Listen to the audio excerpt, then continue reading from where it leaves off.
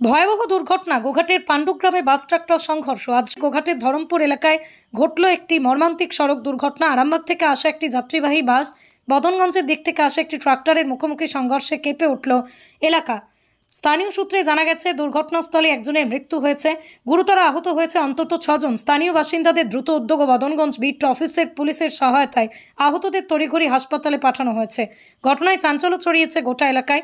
রাস্তায় দীর্ঘক্ষণ যান চলাচল ব্যাহত হয়। আমাদের পক্ষ থেকে নিহতদের পরিবারের প্রতি সমবেদনা, আহতদের দ্রুত আরোগ্য কামনা করি।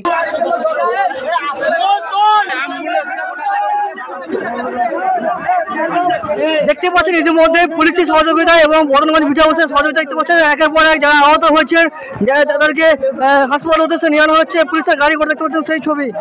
ইতিমধ্যেই পুলিশ প্রশাসনের তরফ থেকে তাদেরকে অ্যাম্বুলেন্স করে নিয়ে যাওয়া হচ্ছে, সেই ছবি দেখতে পাচ্ছেন সরাসরি।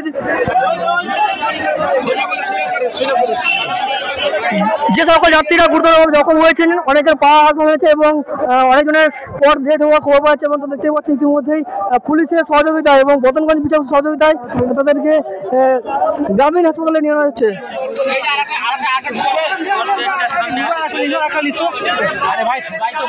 দেখতেই পাচ্ছেন পুলিশ প্রশাসনের তরফ থেকে ইতিমধ্যেই তাদেরকে পুলিশের গাড়ি করে নিয়ে হচ্ছে, সেই ছবি।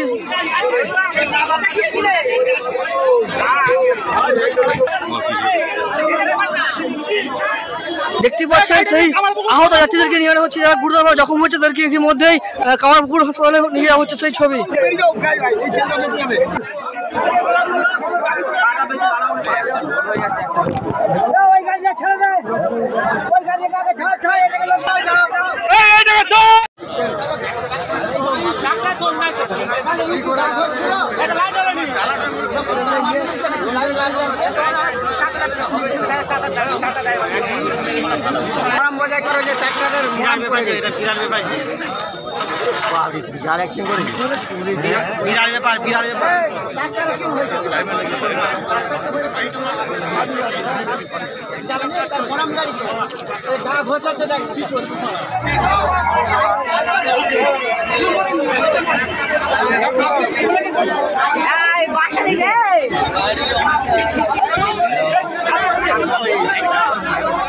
সামনাসামনি হয়ে আছে, সাইড দিয়ে মেরে দিয়েছে।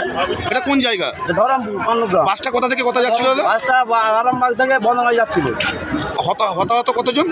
হতাহত বহু হয়েছে, ফিটলিতে মনে হচ্ছে 5 জন মারা গেছে এইখানেতেই। হ্যাঁ। এটা কোন জায়গা? এটা ধরমপুর পাণ্ডুগ্রাম। হ্যাঁ বলুন। ঘটনা কি বলেছিল? ঘটনাটা বলতে আমরা তো কেউ এখানে স্পটে ছিলাম না, মানে খবর পেয়ে এসে যেটা দেখলাম, মানে এবং স্থানীয় এখানকার পাশাপাশি যাদের বাড়ি আছে তাদের কাছ থেকে যেটা জানতে পারলাম, বাসটা আরামবাগ থেকে বদনগঞ্জের দিকে যাচ্ছিল এবং বদনগঞ্জের থেকে আরামবাগের দিকে এটি মোড়াম বোঝাই ট্রাক্টর যাচ্ছিল এবং দুজনে মানে মুখোমুখি সংঘর্ষ হয়নি, হয়েছে সাইডে। এবং ডান সাইডে যতগুলো প্যাসেঞ্জার বাসের বসেছিল তাদের অবস্থা খুবই আশঙ্কাজনক এবং একজন তো এখানে স্পট ডেথ হয়ে গেছে, তাকে চেনাও যাচ্ছে না, মানে তার এমন অবস্থা হয়ে গেছে তাকে চেনাও যাচ্ছে না।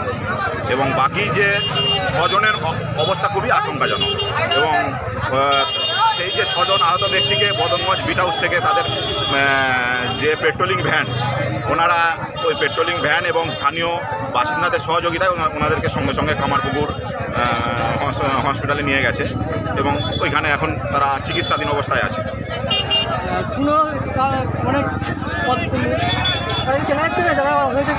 না, মানে যাদের হয়েছে তাদের মধ্যে কাউকেই চিনতে পারা যাচ্ছে না, মানে এবং যারা মানে এখনো মানে যারা আশঙ্কাজনক অবস্থায় আছে তাদের মধ্যে সেই সেন্স নেই, তারা বলার মতো পরিস্থিতি নেই, খুবই আশঙ্কাজনক অবস্থা।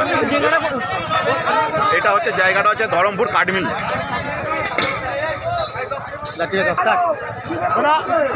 আপনার নাম? আমার নাম দয়াময় মণ্ডল, আমি এখানকার স্থানীয় বাসিন্দা।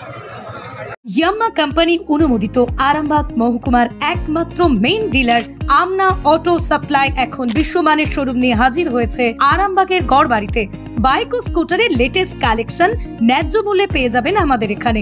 অত্যাধুনিক মেশিন, কম্পিউটারের সাহায্যে গাড়ির সমস্ত ফল্ট চিহ্নিত করা এবং কোম্পানির ট্রেনিং প্রাপ্ত মেকানিক দ্বারা গাড়ির সার্ভিসিং করার সুব্যবস্থা রয়েছে।